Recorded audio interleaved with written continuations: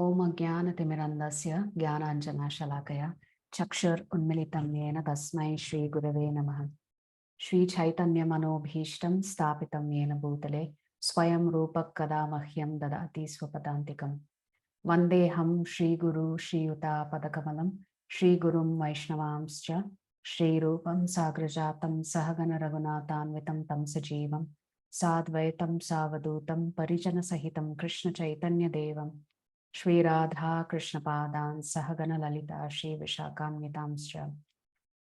Hey Krishna Karuna Sindhu Deenabandhu Jagatpate Gopesha Gopika Kanta Radha Kanta Namostate Taptakanchana Gaurangi Radhe Vrindavaneshwari Vrishabhanu Sute Devi Pranamami Haripriye Vancha Kalpadarubhyascha Kripa Sindhubhya Evacha Patitanam Pavanebhyo Vaishnavebhyo Namo Namaha. Nama Om Vishnupadaya Krishna Prishtaya Bhutale Srimati Bhakti Vedanta Swamin Iti Namine Namaste Saraswati Deve Gauravani Pracharini Nirvishesha Shunyavadi Paschyata Deshatarine Jaya Shri Krishna Chaitanya Prabhu Nityananda Shri Advaita Gadadara Shri Vasadi Gaura Bhakta Vrinda Hare Krishna Krishna Krishna Hare Hare Hare Rama, Rama Rama, Hare Hare. Mukam karoti vachalam pangum langayate giram yat kripatamaham vande Shri Gurum Dinatarinam Paramananda Madhavam Shri Chaitanya Ishwaram. So just to briefly review chapter 4, which was titled Jnana Karma Sannyasa Yoga. Acting with doing your activities by understanding transcendental knowledge. So in chapter 3, the Lord has said, work for me, work to please me. And in chapter 4, the Lord is saying, transcendental knowledge is important for your spiritual progress. So where does this transcendental knowledge come from? It comes from the Supreme Lord Himself. So all transcendental knowledge originates from Lord Krishna or Lord Vishnu. How is this transcendental knowledge received? Through the Guru Parampara system. The Lord talks about how He reveals this knowledge to Vivaswan, the sun god. Then the sun god reveals it to Manu, Manu reveals it to Ikshvaku, and from there on, this knowledge has been received. Who can understand this knowledge? Well, to understand this supreme science of the relationship between the Supreme Lord and the Jivatma, one has to become a devotee of the Lord and to be His friend at a minimum. So the criteria for understanding the Supreme Lord is you have to become His devotee. What is the process to acquire this knowledge? Tadviddi pranipatena pariprashnena sevaya upadekshanti te jnanam jnaninas tattvadarshinaha. So in 4.34, the Lord says the best way to understand this knowledge is through accepting a living Guru. What is the result of receiving this knowledge from Guru? At the end of chapter 4, the Lord says, use this knowledge as a sword to cut out all your doubts and confusion and illusion. So this knowledge becomes so sharp that it can cut down the weeds of illusion, delusion, doubts, etc.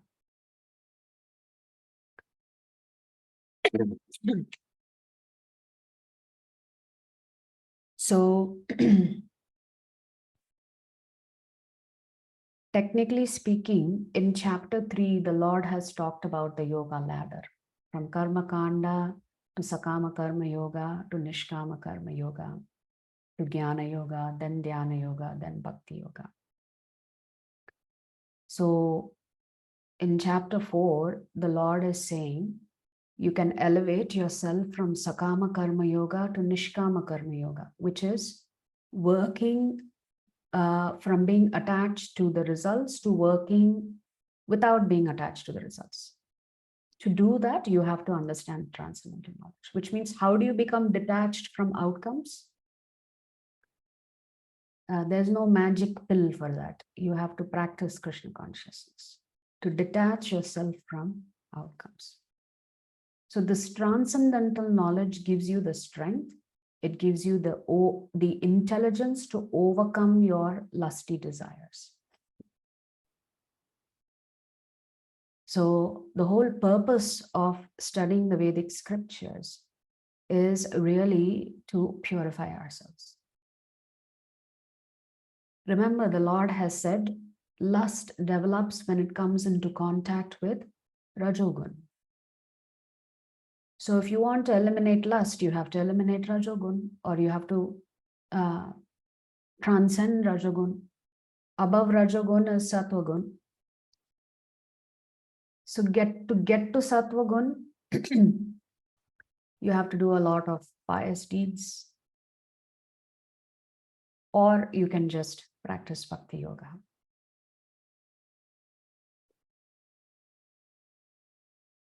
In chapter 3, the Lord has said, the results of your work you also surrender to me. What does that mean? Results of your work also surrender to me. So I'm working hard at work to earn a living. Is Krishna saying every rupee that you earn, give it to me? No. Some amount of what you earn must be given in charity, as I mentioned yesterday. That charity has to be offered in Krishna's service or in his devotees' service. That's the best use of one's earnings.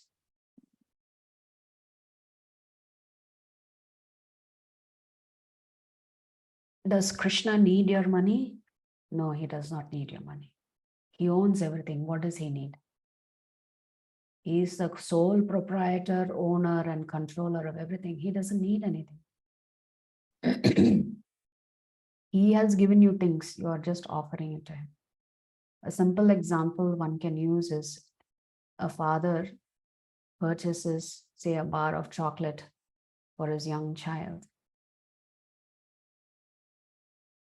Now, the father has sufficient funds to buy as many chocolate bars as he wants for himself. But he has purchased a chocolate bar and offered it to his child. And if the child opens the chocolate bar and offers a piece to the father first, the father feels so pleased. It's not that the father needs that bar of chocolate. It is the act of love that the child is displaying towards the father by saying, you have purchased or you have given me this. I want you to have some of it too. So it's that loving relationship. So when the Lord says, give in charity, practice some austerity, offer some sacrifices, while it pleases him, who is actually getting purified? You are getting purified. Everything belongs to the Lord. He doesn't need anything from you. He doesn't need anything from us. It is the mere act of love that we display towards the Lord that actually purifies us. You know, we all want to enjoy God's kingdom. But oftentimes we want to enjoy it without God. We want to enjoy the Lord's wealth, the Lord's intelligence, the Lord's fame, the Lord's opulences, but we don't want God in the picture. Ravana demonstrated this. Ravana wanted to enjoy Sita Devi without Lord Ram. So if we want to enjoy the Lord's opulence, the Lord has to be part of the picture.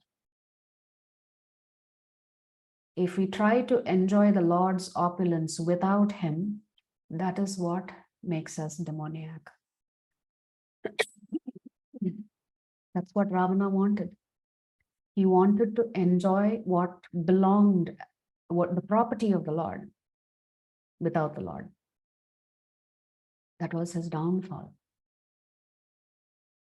So similarly, we are all aspiring to enjoy the Lord's kingdom without God in it. It's not possible. It's going to make us miserable eventually.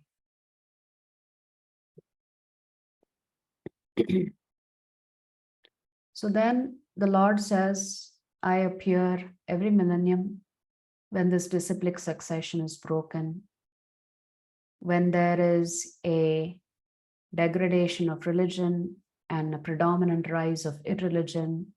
The Lord says he appears himself.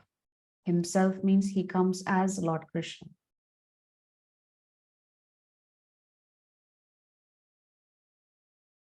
The two famous verses, Yada Yada Hi Dharmasya Glanir Bhavati Bharata.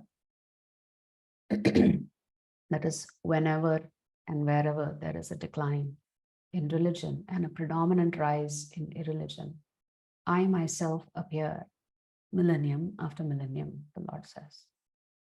The very next shloka, another famous shloka, Paritranaya sadhunam vinashaya cha dushkritam dharma samsthapanataya sambhavami yuge yuge. The Lord gives three reasons why he comes. His first reason is, I come to deliver my devotees who are suffering. Second reason is, I come to destroy the demons. Third reason is, I come to re-establish religion. So the Lord's priority here is not dharma and it's not the demons. It's his devotees. Devotees, demons, dharma, the three Ds. Of the three Ds, the Lord has prioritized devotees. The Lord comes to please his devotees, to give them his darshan, to relieve their distress. Then, second priority for the Lord is conquer the demons, vanquish them. Third priority is dharma. So the Lord will always prioritize his devotees. Devotees first, everything else secondary. So devotees, demons, dharma. Those are the three reasons that the Lord is giving in Shloka 8.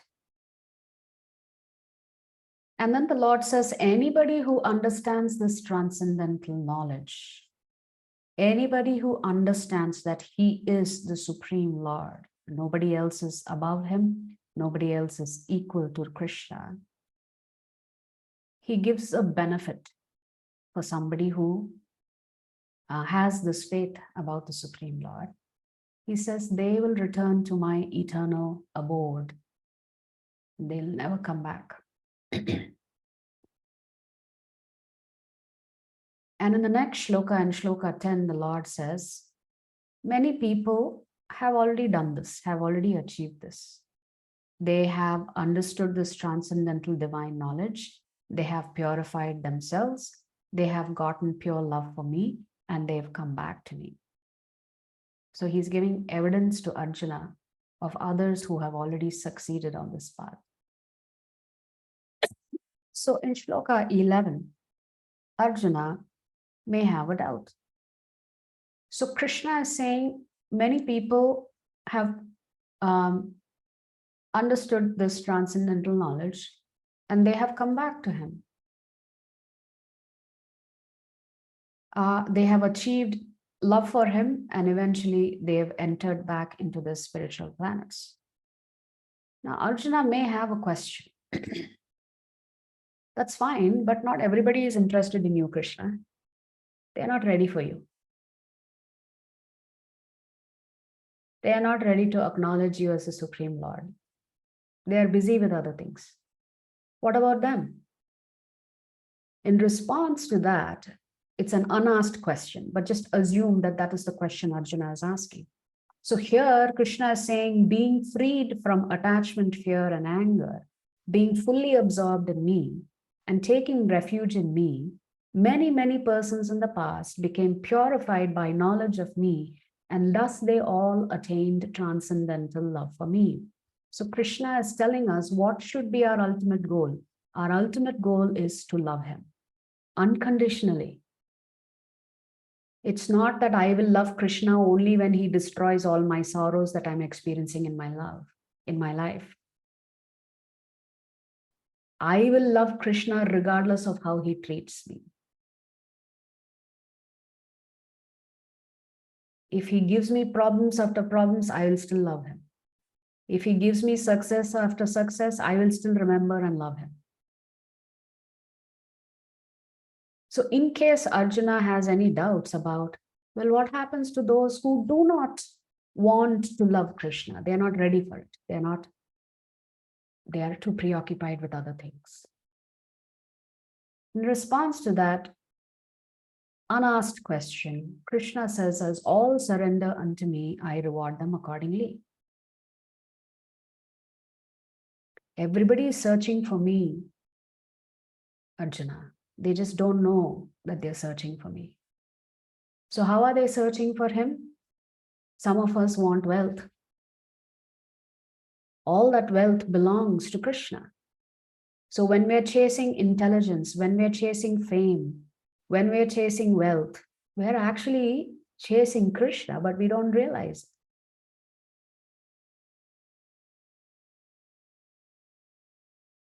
We want Krishna because all of this belongs to Krishna, but we don't recognize that it belongs to Krishna. So what is Krishna saying immediately after that? Krishna is saying, such men, they want quick success. I will pray to this demigod and I need to get the results immediately. I pray to Katyayani Devi and immediately I should get a nice husband. I pray to Shani Bhagavan and he removes all the obstacles, material obstacles in my life. Whatever it is. I pray to Lord Ganesha or Lord Saraswati and I will do well in my exams. So Krishna is saying there are some people who want quick results. They want instant gratification, as we call it today. Actually, the millennial generation wants instant gratification.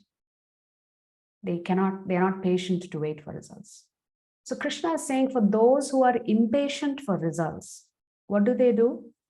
In chapter 3, he's already said they will worship the demigods because demigods give quick results. So what happens when they get quick results? Their faith increases. They think, oh, if I pray and offer something to Lord Ganesha, he responds very quickly. So faith increases. And Krishna is saying, as this faith increases, eventually they will learn that I am the Supreme Lord and they will come and surrender to me. Or at least that's the desire that the Lord has. So Krishna says, in order for me to satisfy people's material desires, I have constructed and designed this world in such a way with the 4 varnas and the 4 ashramas. So using this construct, this social fabric construct, people can satisfy their desires. But satisfy their desires as per the instructions of the Vedic scriptures. So Krishna says there are various yajnas you can perform for different outcomes. You want to go to the heavenly planets? Oh yes, there is a specific process for that. You want to become extremely wealthy? There is a process for that in the Vedic scriptures. So everything is there in the Vedic scriptures, It is meant to be there to increase your faith until you ask a question. Why am I chasing things?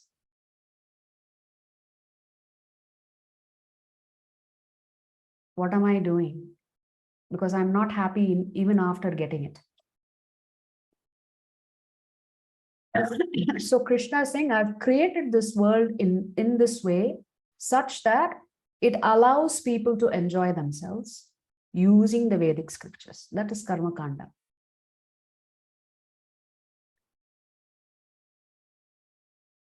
But Karma Kanda is abject materialism. You do whatever you can to just get whatever outcome you want.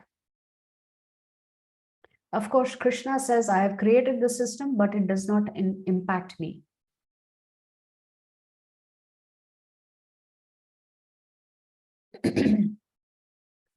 Then Krishna talks about the intricacies of karma. So he's saying, we should follow the footsteps of liberated souls. He's already talked about Mahajans. One such Mahajan is Janaka Maharaj in chapter 3, Shloka 20. And then he says, sometimes even the most intelligent people who are well-versed in scriptures really don't understand what is action and inaction. And Krishna himself is saying the intricacies of action are very hard to understand. Therefore, one should know properly what action is, what forbidden action is, and what inaction is. So karma, vikarma, and akarma. So karma is doing good deeds, pious activities. Vikarma is doing impious or engaging in impious activities. So that is punya and papa. Akarma is neither doing papa nor doing punya. Your balance is zero. You're negating. And that can only be done through Nishkama Karma Yoga or Bhakti Yoga.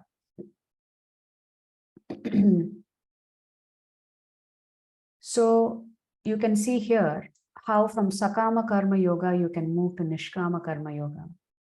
Abandoning all attachment to the results of his activities, ever satisfied and independent, he performs no fruitive action, although engaged in all kinds of undertakings, which means a Nishkama Karma Yogi is very busy with his duties and responsibilities. But he does not worry about the results.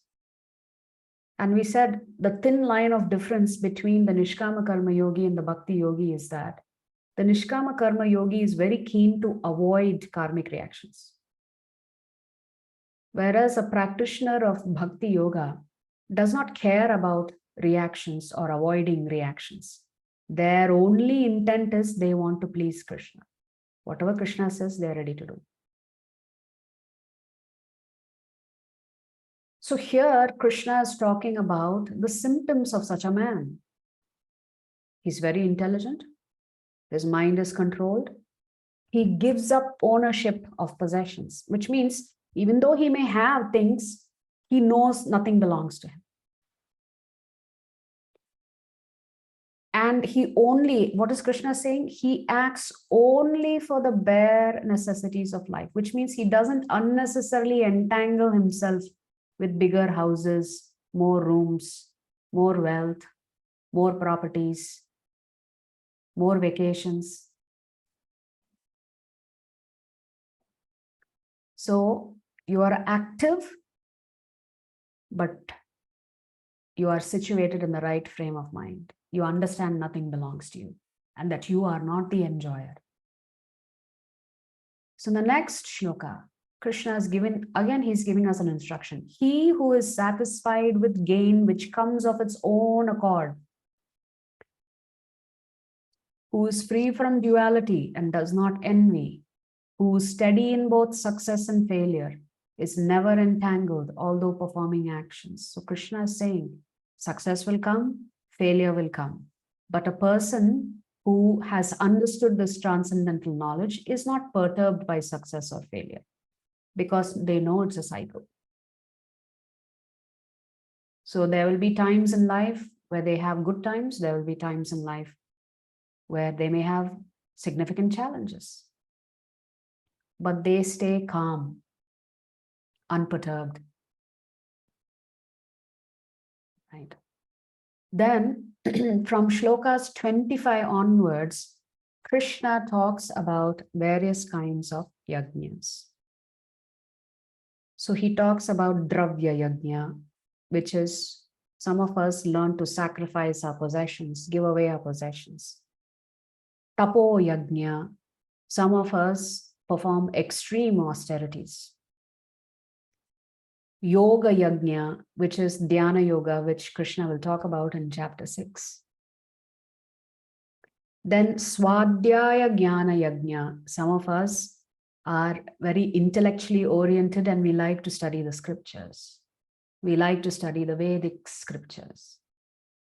So all of these are different types of sacrifices.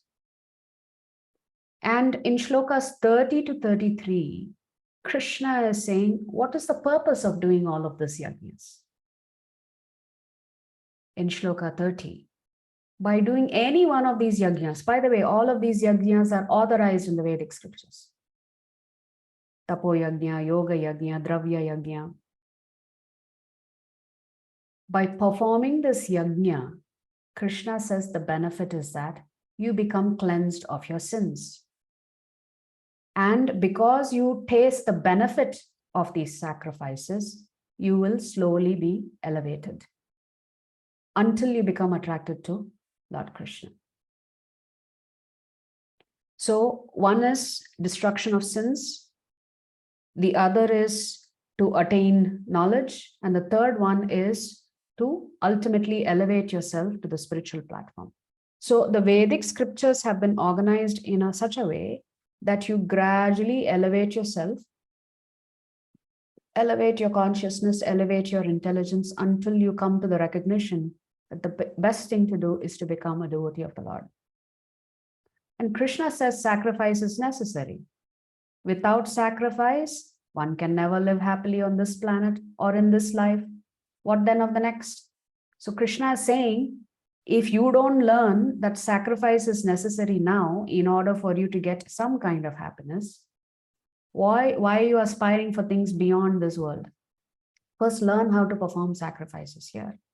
And Krishna says all these different types of sacrifice are approved by the Vedas, and all of them are born of different types of work. Different types of work means as per the Varna, your qualities and your inclinations. And then Krishna does a comparison. He is saying the sacrifice performed in knowledge is better than mere sacrifice of material possessions.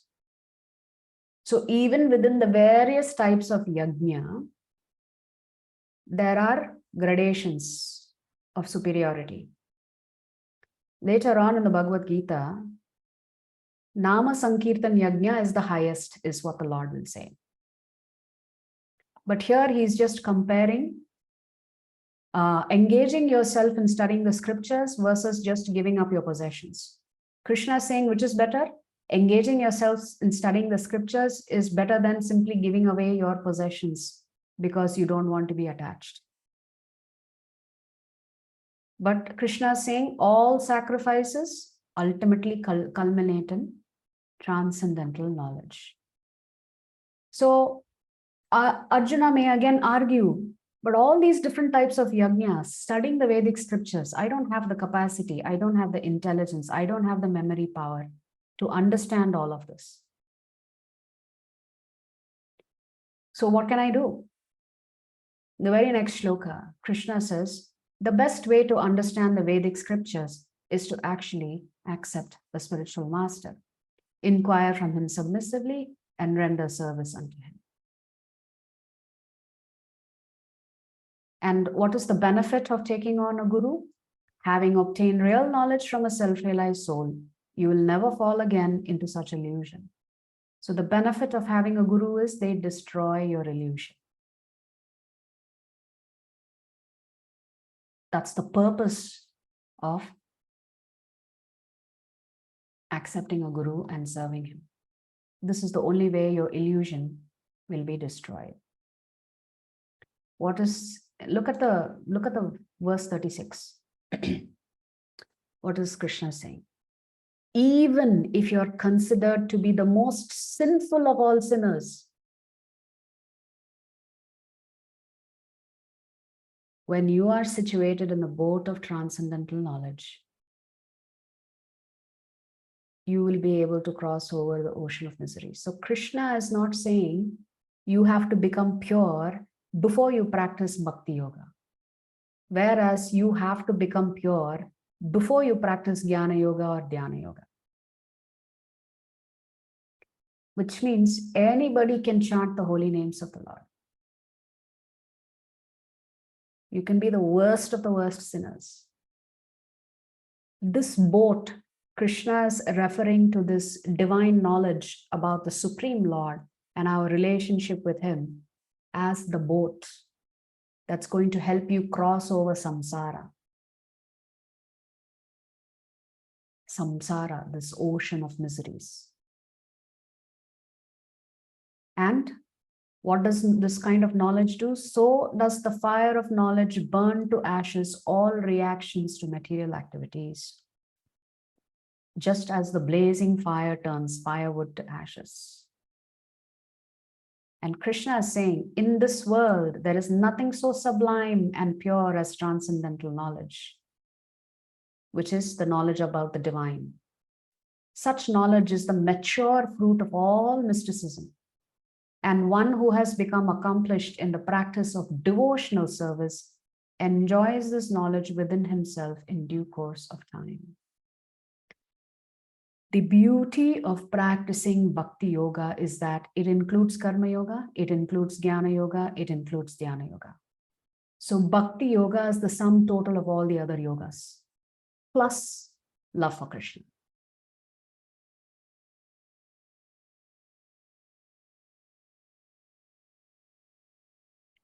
So what is the benefit of studying the Vedic scriptures and understanding the position of Lord Krishna?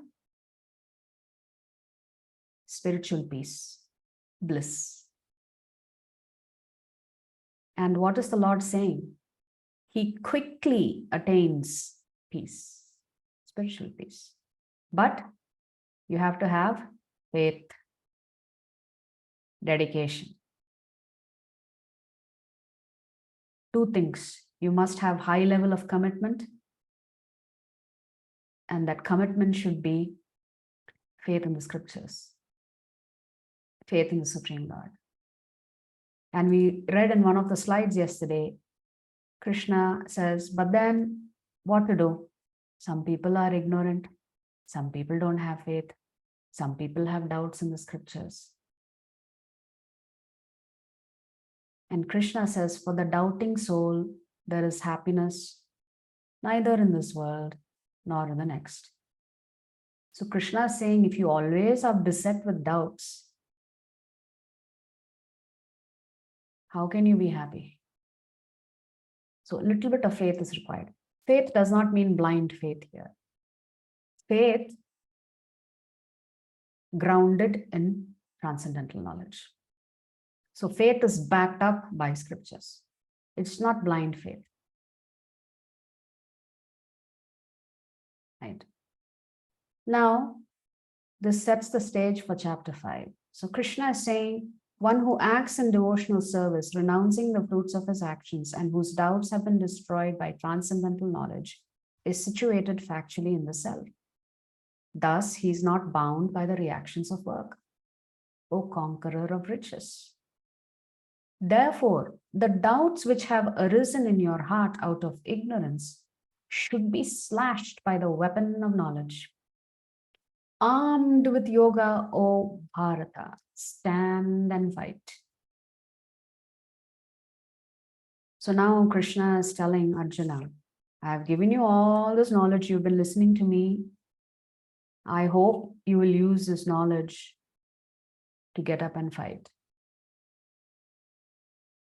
Now, chapter 5 begins with Arjuna asking the same question he is asked in chapter 3. For some reason, when the Lord says, use this weapon of knowledge and get up and fight, Arjuna gets confused again. So chapter 5 is titled Karma Sannyasa Yoga, which means if you perform karma yoga with the sole purpose of pleasing Krishna, then that is actually bhakti yoga. So karma sannyasa yoga. You do your duties and responsibilities, you're as good as a sannyasi as long as everything that you do, you're trying to please the Lord.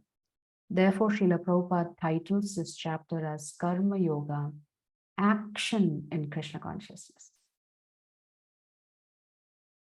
Bhakti, Srila Prabhupada defines as devotional service.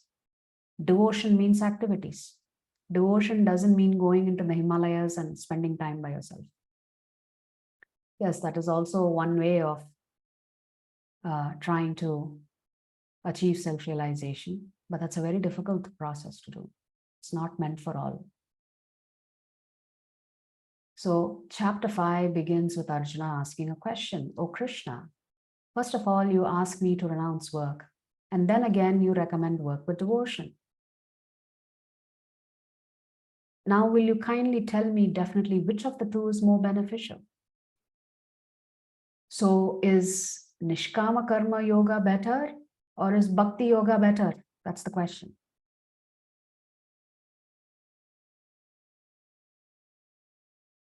And the Lord responds in the next shloka, the renunciation of work and work and devotion are both good for liberation, which means in that sense they are equal.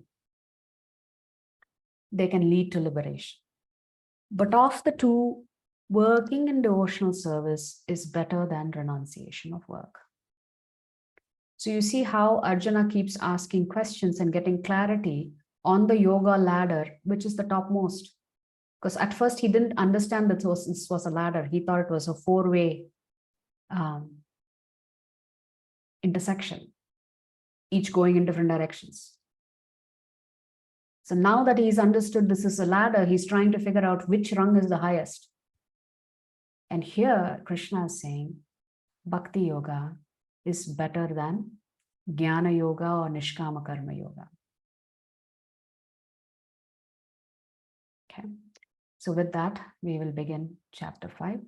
So chapter 5, as I mentioned, is titled Karma Sannyasa Yoga. So up until now, we have learned that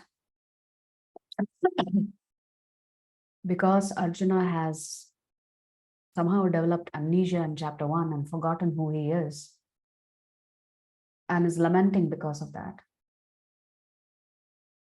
Krishna has to establish his identity in chapter 2, which is called Sankhya Yoga.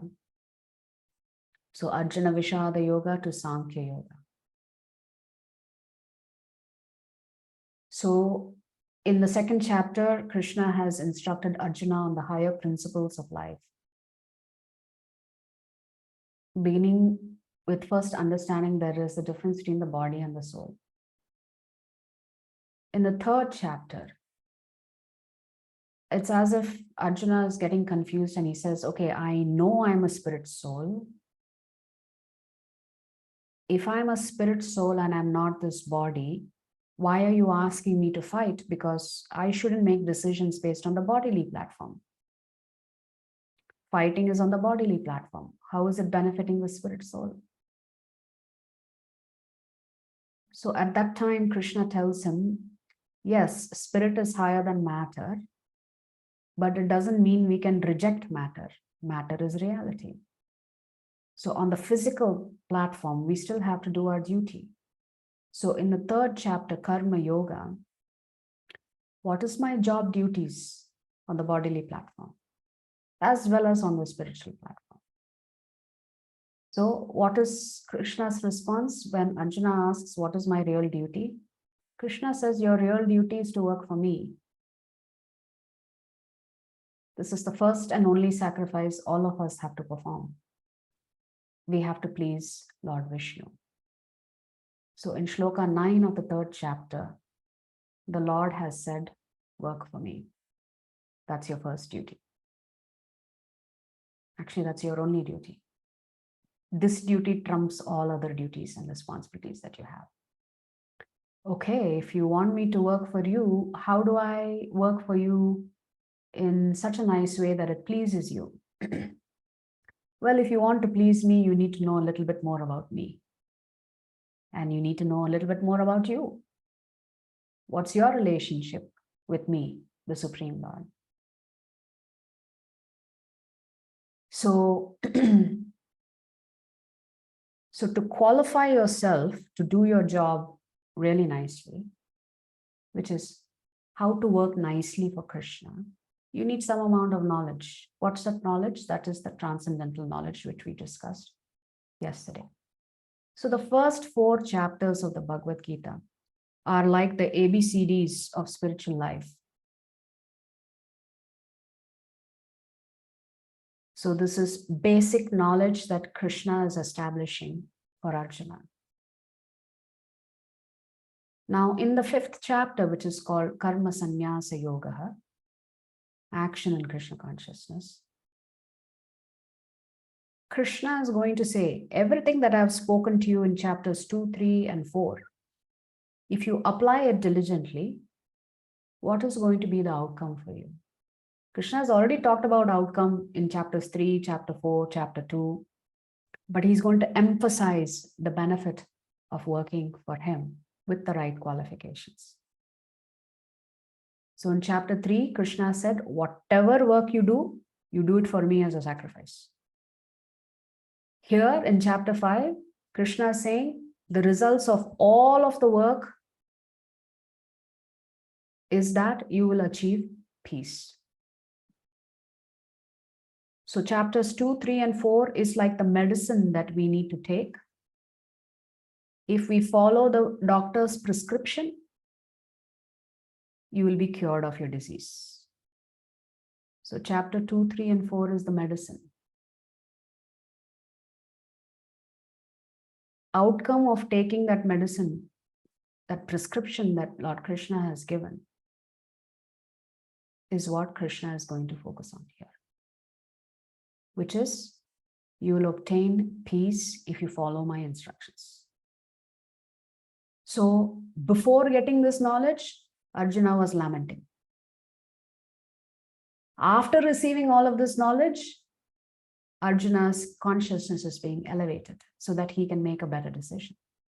He can make the right decision. So before knowledge, lamentation. After knowledge and applying it, peace of mind.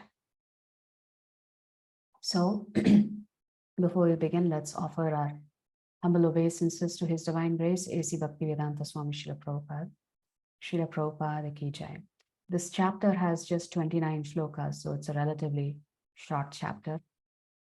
So today's acronym is to stay in the world. So again, in response to Arjuna's question, should I stay or should I leave? Should I work or should I go to the forest? Krishna is saying stay. Then there are 3 doers, which we'll talk about, how it actually relates to your karma. And what is the outcome of those who have followed Krishna's instructions faithfully, with determination? They see everybody as their brother and sister. Equal vision, no discrimination. And because of that, they achieve peace, spiritual peace. So the acronym for today is STEP. So work or renounce. That's Arjuna's confusion again. Krishna is saying work and devotion is better than renunciation. Either renunciation of work or renunciation of work for the purposes of focusing on Jnana Yoga. Now, Krishna is going to explain in detail why Bhakti Yoga is better than Jnana Yoga or Nishkama Karma Yoga.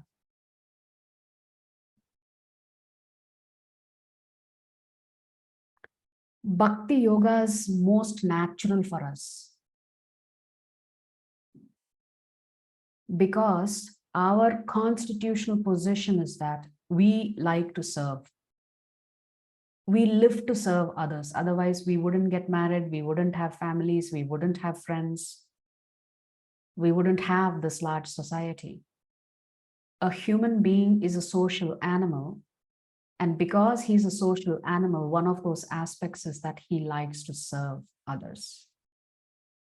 So bhakti is the most natural inclination for us because we already know how to serve. We only need to know who to serve. And Krishna says, you have to serve me first. Everything else is secondary. Well, actually, if you serve Krishna, everything else is included in that service. Whereas to give up things and go into the forest is a very unnatural thing for a human being to do. Therefore, because it is not natural, it's a difficult position to maintain for a long time. As we mentioned yesterday, with Jnana Yoga and Dhyana Yoga, you have to depend on yourself. And if you're not strong and if you're not determined, it's going to be very easy to give up. Failure, the chances of failure is much higher in Jnana Yoga and Dhyana Yoga. The chances of failure in Bhakti Yoga is very, very low. So Krishna is saying, do what is natural for you to do, which is to serve. Serve me. What's the benefit of serving Krishna? It purifies the heart. Whereas simply going into the forest without having first worked on purification is not really going to be beneficial in the long run. Other thing is that when you're practicing Dhyana Yoga and Jnana Yoga, it is such an austerity. There is no joy in the beginning. You have to wait until you hit that success criteria, and then there is, maybe you will experience some joy. So initially you have to neglect your senses. You have to negate your senses. You have to artificially quell your senses, which is again your natural inclination. Krishna is saying, when you practice Bhakti Yoga, all your senses are involved in serving me. How? We mentioned, right? Your nose is used to smell the flowers that are offered at the lotus feet of the Lord. Your eyes are used to take darshan of the Lord, to read the scriptures. Your mouth is used to chant the holy names of the Lord and to taste Krishna Prasadam. Your ears are used to hear Krishna Katha. So everything in Bhakti Yoga from start to finish is a joyful process. You don't have to artificially control your senses. Your senses will come naturally under control simply by following the instructions of the spiritual master. And shockingly, Krishna says, Bhakti Yoga is complete renunciation. Jnana Yoga and Dhyana Yoga is also renunciation, but it is not complete. Why? Because in Jnana Yoga and Dhyana Yoga, there is no surrender. You are only trying to overcome and conquer your own demons. You are not thinking about Krishna. As long as you are not thinking about Krishna, and therefore there is no surrender if you're not thinking about Krishna. Therefore, Krishna says the other forms of yoga are incomplete.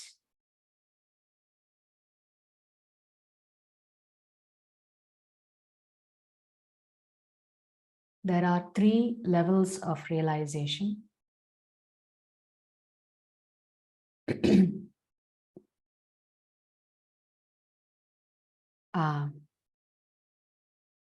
I'm not sure if I mentioned this in the Secrets of Gita Reveal program. I'm trying to remember. But the 3 levels of realization are as follows. Brahman realization, Paramatma realization, and Bhagavan realization. Those who pursue the path of Jnana Yoga achieve Brahman realization. Those who pursue the path of Dhyana Yoga achieve Paramatma realization.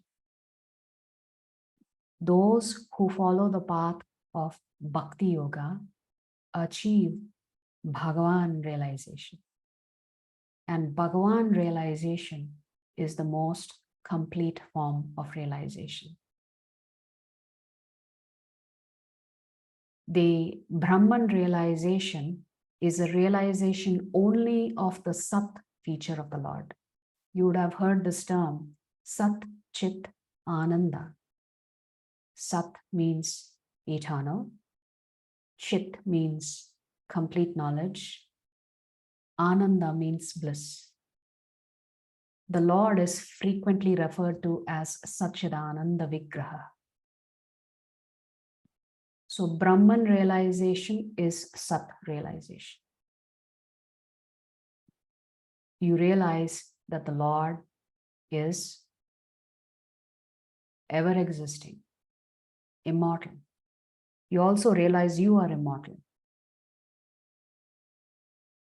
The fact that you are immortal and the Lord is immortal, that realization is called Brahman realization. Paramatma realization is Sat and Chit. You realize you are immortal, that the Lord is immortal. You realize in your original form, you are full of knowledge and the Lord is full of knowledge. So Paramatma realization is Sat plus Chit. Bhagavan realization is Sat, Chit, and Ananda. Therefore, only those who practice Bhakti Yoga can achieve complete realization of the Supreme Lord in all his three features. Therefore, because that's the most complete process, Krishna says, those who practice Bhakti Yoga have very quick results.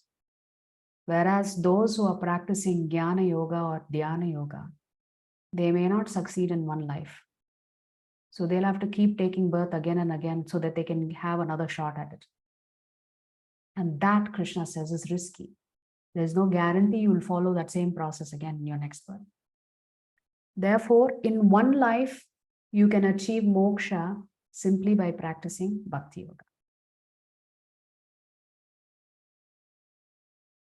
Hence, Krishna says, working for him in devotion is better than simply renouncing and studying the scriptures. Although that is also ultimately will lead you to realization that you should actually follow Bhakti Yoga. So how to act in Karma Yoga? Work becomes yoga or worship. You have to keep your mind and senses under control. You have to act without attachment. You should have no desire for results. So you are using your body, mind, and senses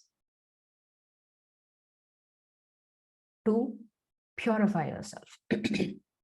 What is the result of such work? Brahmanyadaya karmani sangam tyaktva karoti yah lipyatena sapapena padmapatram mivam bhasha. So Krishna is saying in Shloka 10, one who performs his duty without attachment, surrendering the results unto the Supreme Lord, is unaffected by sinful action as the lotus leaf is untouched by water. So if you have ever seen a lotus leaf, the water simply remains as a globule on that leaf. The water just slides here and there.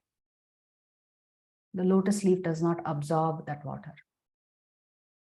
So similarly, those who are performing Nishkama Karma Yoga, they are not impacted by sinful reactions.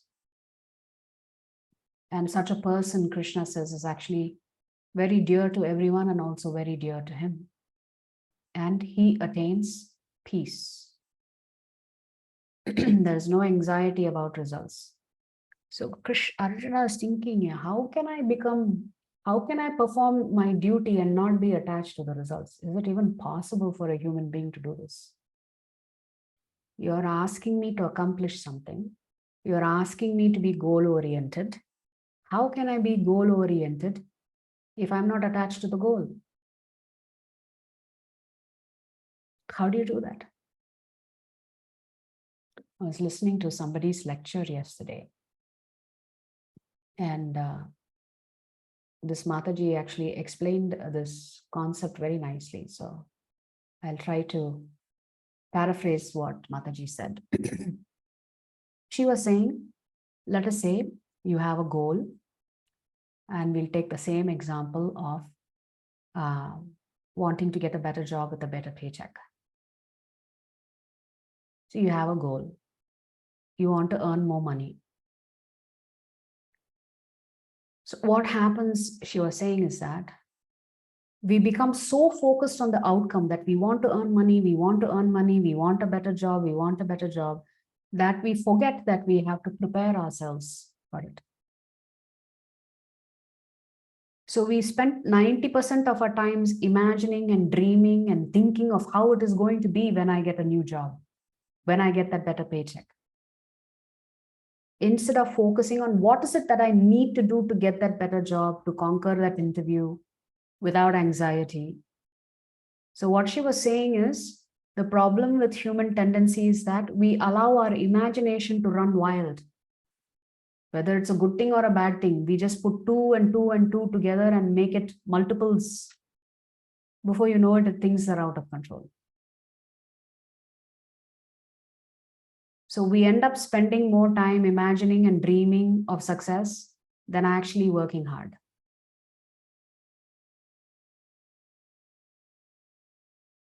So this is what Arjuna is pondering. How can you be goal-oriented if you're not attached to the goal? Well, don't be attached to the goal. You can have a goal, but be attached to the activities that is necessary to achieve that goal. That's what Krishna wants you to do. So getting love for Krishna is the goal, right? Well, if I want to love Krishna and if that is my goal, I know I need to do something to achieve that goal. I can't sit and dream that one day I will achieve Krishna Prema without actually acting on it. So Krishna is very much interested in your actions, your right actions, your actions to please him. So here, Krishna talks about the three doers. What happens? The soul desires something because he has the free will. A little bit of free will is given to you and me by Krishna. It's not complete free will. You can do whatever you want. If you could do whatever you want, we should be praying to you as a God. You should be God. But little bit of minute independence is given to each one of the Jivatmas to exercise some amount of free will. We don't have complete free will. So what do we do with the free will? We have all these desires. So let's say you have a desire. Somebody has to sanction that desire, right? Who's that person sanctioning that desire? That is Paramatma. What is the decision-making process that the Paramatma is making, whether to accept or reject your petition that you've made to him? He looks at that water tank to see what you have there. According to that, he gives you the credit. And the minute the Lord sanctions it, who is actually carrying out that order? Somebody has to execute that order to fulfill your desire. That is Prakriti, material nature. So these are the three doers. The soul has the desire, the super soul sanctions or does not sanction that desire. If the Lord sanctions that desire, Prakriti executes the Lord's command. If the Lord says yes, Prakriti comes into the picture.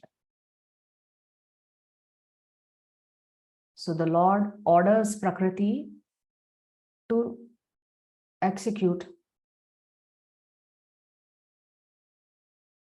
his sanction. And that's how the jiva becomes happy when the Lord fulfills his desire. So keep in mind here, the jiva is not necessarily praying to Lord Krishna or Lord Vishnu. The jiva may be praying to other demigods. So even if the jivatma is praying to the demigods, the person sanctioning that desire is Lord Krishna. It's not the demigod. Demigods do not have the power to sanction your desires independently. They work on the orders of Lord Krishna. So you may be praying to Lord Ganesha or Saraswati Devi or Durga Devi or Parvati Devi or Lord Shiva. None of them have the power to sanction. Sanctioning authority remains with one person, and that's Lord Vishnu. It's only when Lord Vishnu sanctions, everything else comes into play. So when the jiva's desire is satisfied, obviously they're going to be happy. But if it is not satisfied, you become dejected and try harder next time. Let me break 108 more coconuts. Maybe somebody will be happy. And maybe this time it will get fulfilled. So we get engaged in rituals, thinking we can negotiate with the sanctioner. Oh, you're not happy if I did this, so maybe let me add some more rituals and see if that works. And when that doesn't work, the jiva becomes frustrated and begins to feel hopeless and thinks there is no God. I'm working so hard to please God and he seems to be rejecting me all the time. In all this process, we should remember the Lord has nothing to do with your desire.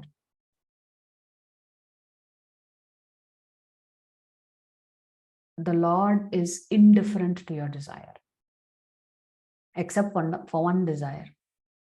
If you have a desire for him, he pays special attention to you. So desire is actually the culprit, the wrong desire. How to purify the desire? Vishaya vinivartante niraharasya dehina rasavarjam rasopyasya, where the Lord says, develop higher tastes. Don't be trapped in lower tastes. That's a trap, right? We put some nice objects in a rat trap so that we know the rat will get attracted to the cheese. So what is the cheese for us, for human beings? It is wealth, it is fame, it is this, that, and the other. It's all a trap. But there'll be nice big signboard saying happiness this way. But when you achieve it, you're in deep trouble. So Krishna is saying, better we chant, we read, and perform devotional activities. Doesn't mean we should not build a house or we should not buy a BMW or whatever it is, but we should smartly figure out how to use it in the service of Krishna. But such a person who has conquered all of their baser instincts and desires, Krishna describes their qualities. Vidya Vinaya Sampanne Brahmane Gavihastini Sunichaiva Swapakecha Pandita Samadarshina.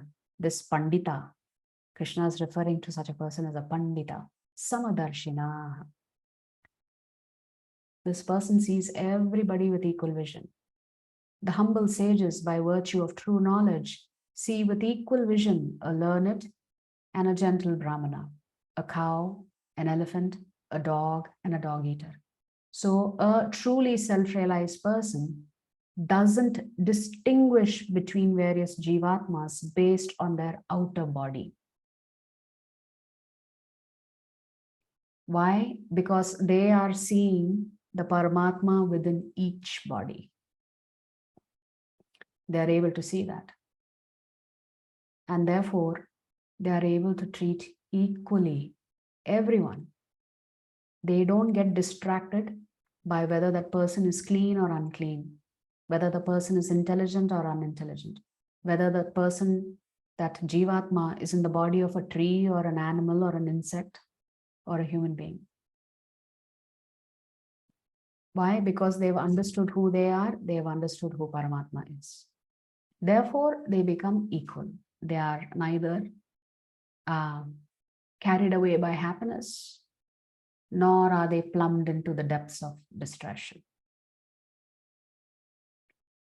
They learn to be naturally tolerant of others, of themselves. Tolerate, tolerate, tolerate. They know how to tolerate. They are genuinely kind people within and without. Most importantly, they do not have unrealistic expectations, both of themselves and of others. Our biggest challenge in life in maintaining good relations is that we have unrealistic expectations of others. We have to reduce our standards. We have to increase standards for ourselves and reduce our standard for others. Then maybe we can manage our relationships better. So this is real brotherhood, right? When you see the Paramatma in everybody, that's real brotherhood. Because you're seeing every body as being a temple housing the Lord within. So this particular chapter ends with Shloka 29, where the Lord says, Bhoktaram yajna tapasam sarvaloka maheshwaram suhridam sarva bhutanam Jnatva mam shantim richati. So this is the peace formula. So if you want peace of mind, if you want peace and happiness, permanent happiness in your life, Krishna is giving this instruction on how to get it. What is that? A person in full consciousness of me, knowing me to be the ultimate beneficiary of all sacrifices and austerities, the supreme Lord of all planets and demigods, and the benefactor and well-wisher of all living entities, attains peace from the pangs of material misery. So we may be going through some very, very difficult circumstances. Krishna is saying, if you remember the following things. 1, I am the Supreme Lord. I am the one who is accepting all your sacrifices and all your austerities. You may be doing Ganesha Homa or this Homa or that Homa and all these different kinds of Homa to appease all these various demigods. You may be practicing all kinds of austerities, fasting, waking up early in the morning, whatever it is, not eating meat on some days. What is the Lord saying? I am the one who accepts all those sacrifices and austerities.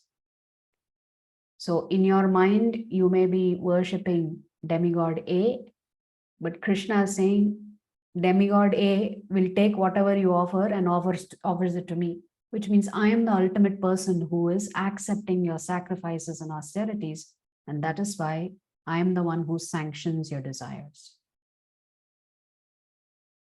And then the Lord is saying, you need to understand, I am the Supreme Lord, not just of the Jivatmas. I rule over all the planets. I rule over all the 33 crore demigods. They bow down to me. The demigods are also servants of the Supreme Lord. All 33 crore of them, including Lord Shiva. Then Krishna is saying, I want the best for all of you. I'm your best well-wisher. I'm your best friend. If you make me your friend first, and if you've understood all the other things that I've said so far, you will be peaceful even when you're suffering.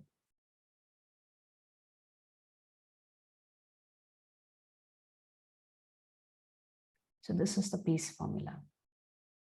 Suhridam sarva bhutanam sarva loka maheshwaram. Ishvara, Maheshwara, Parameshwara. The Lord is saying He is the Supreme Lord. The demigods bow down to Him. So ultimately, the Lord is the real enjoyer of all that we do. So if the Lord is a supreme enjoyer, then automatically we should try to do whatever pleases the Lord. most. Sarvaloka Maheshwaram, he controls everything. He controls all the universes, no exceptions. All the Brahmandas, every single Brahmanda has a Lord Brahma. Every single Brahmanda has a Garbhodakshayi Vishnu. The Lord is saying, I control all of them. So he is the supreme controller. Suhridam Sarva Bhutanam. Sarva Bhutanam. He is not making any exceptions. For all of you, he's saying, I am your best friend and I am your well-wisher. If you understand this, you will make me the prominent friend in your life, your first and only friend in your life. So we have to invite Krishna into our lives. So this is the actual benefit of having learned everything in chapter 2, 3, 4. And in 5, the conclusion is he is the Supreme Lord. So we all have to bow down to him. But he's not a ruthless Lord. He loves you. He just wants you to become his friend. It couldn't be easier than that. He's saying, acknowledge me, acknowledge my presence, bow down to me, and you'll be happy. So that's the essence of this particular chapter 5, which is called Karma Sannyasa Yoga, which means you can do all of your duties and responsibilities in your life. You need not give up anything. You need not give up anything. You actually have to add something. What is it that you have to add in your life? We have to add Krishna in our life. If we add Krishna in our life, then we will be benefited.